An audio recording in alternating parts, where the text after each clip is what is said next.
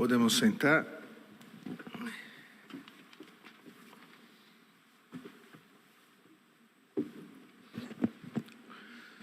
Declaro aberta a sessão desta quinta-feira, dia 28 de setembro de 2023, cumprimentando os eminentes integrantes da Corte, ministra Carmen Lúcia, nossa vice-presidente, ministro Benedito Gonçalves, corregedor-geral eleitoral, ministro Raul Araújo, ministro Floriano de Azevedo Marques.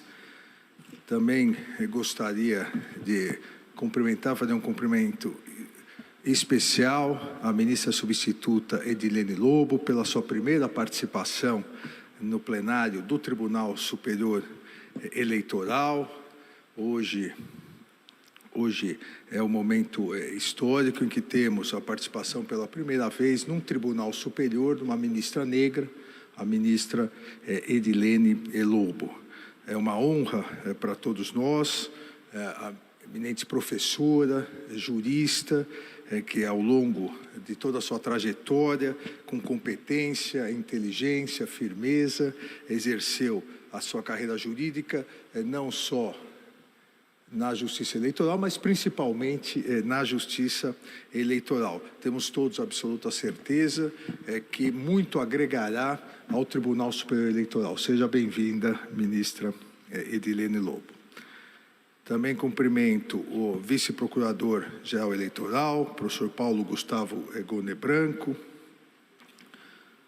E presentes no plenário, cumprimento os estudantes do curso de Direito do Centro Universitário para o Desenvolvimento do Alto Vale do Itajaí, a Unidav de Santa Catarina, e do Ensino Fundamental do Programa de Educação Política, vereador Mirim, de Balneário Camboriú, Santa Catarina. Ocupar essa cadeira hoje pela primeira vez como ministra substituta é um orgulho e também uma responsabilidade.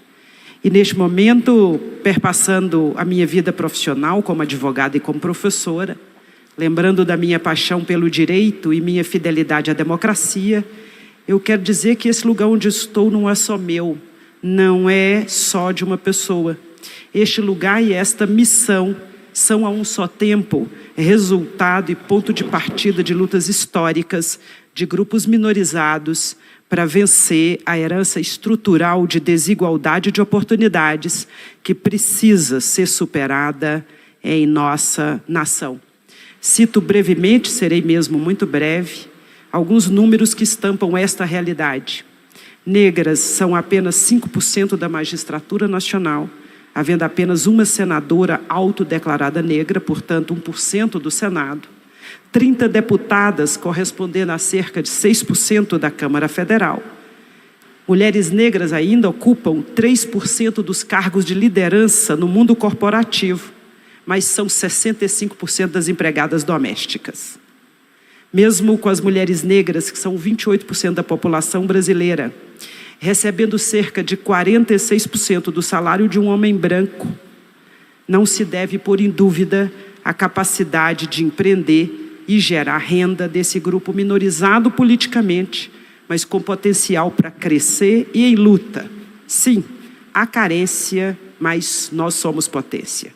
Nesse sentido de esforço e comprometimento coletivos para que eu esteja neste espaço de ministra do TSE na data de hoje, eu quero agradecer a todas as pessoas que colaboraram nessa conjunção de energias, me lembrando das pequeninas meninas negras de minha infância, na minha querida Taiobeiras. É de lá que eu trago o sonho de que podemos mais. O povo pobre, que resiste há século e luta pelo resgate de sua história, esperançando, senta-se comigo nesta cadeira. Eu gostaria de reiterar aqui que o Poder Judiciário brasileiro precisa, como nos tem sido dito por muitas e muitos, precisa ser perpassado pelo olhar sensibilizado para as questões de gênero e raça. O Brasil tem todas as condições de dar um passo à frente para mudar essa realidade de subrepresentação feminina e da população negra nos cargos eletivos, também do Executivo, do Judiciário e, claro, naturalmente, do Poder Judiciário.